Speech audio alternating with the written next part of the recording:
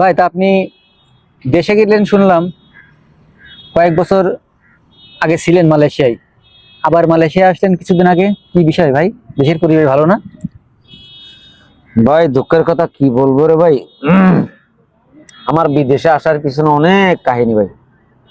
সেই 2015 সালের জানুয়ারি 10 তারিখ হুম। সমুদ্রপথে মালয়েশিয়া পাড়ি দিয়েছিলাম।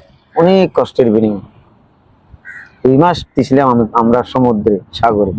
2 মাস? 2 মাস ছিলাম সাগরে। কষ্টই বুক ভরে যায় ওই করে বললে। তারপর আসলাম, আইসে দেখি একটা ভালো কাজের সন্ধান পাই না। হঠাৎ করে আমার এক ভাই আমার ফোন করে বলে, একটা কাজ মিলাইছি, চলে আসো। গেছি ওখানে কিলাং এর কাজ ভাই, বাতুমাতে। আমার বস খুব ভালো লোক ছিল, আমার সুপারভাইজার ভালো লোক ছিল।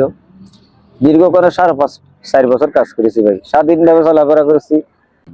5 বছর পরে যখন দেশে গেলাম, আসলে দেশে গিয়ে তো আমার কপালটা আমি গাইছি। কোনো মানে ইনকামের কোনো লাইন বের করতে পারেননি? টাকা পয়সা যা নিয়ে গেছিলাম মনে করে সব তো টাকা এদিক ওদিক গেছে গা।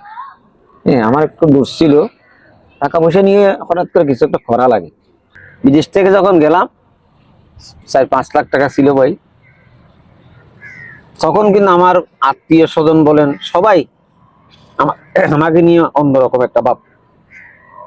কিন্তু ভাই যখন আমার পকেটের পকেটের চানিতে সাদা শার্টের পকেটে যখন আমার 500 টাকার নোট দেখা যাইতো, বন্ধু বান্ধব দূর থেকে আমার কাছে, ভাই বোনেরও আমার কাছে, আত্মীয় স্বজনের কাছে।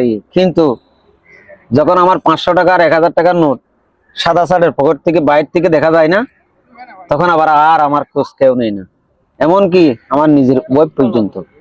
তো চিন্তা করলাম, হাইরি শখের বিদেশ, আবার গিয়ে দেখবো। তাহলে এবার আপনার শিক্ষা হয়েছে। আপনার এই বিষয়টা থেকে একটা জিনিস আমি উপলব্ধি করলাম, যে যারা বিদেশ থেকে যে কি করব এই ভেবে অযথা সময় নষ্ট করে, এদের পরবর্তীতে আবার বিদেশ আসা লাগে। এই জন্য আমার মনে হয় বিদেশ থেকে যাওয়ার আগেই প্ল্যানিং করা উচিত প্রত্যেকের, যে টাকা কোন খাতে লাগাবো বা দেশে যে কি ব্যবসা করব। আমাদের প্রত্যেকেরই প্রতি মাসে ইনকাম থেকে আলাদা যে সঞ্চয় করি আমরা ভবিষ্যৎ প্ল্যানিং এর জন্য, সেটাকে দেশে যে অবশ্যই আমাদের কাজে লাগাতে হবে।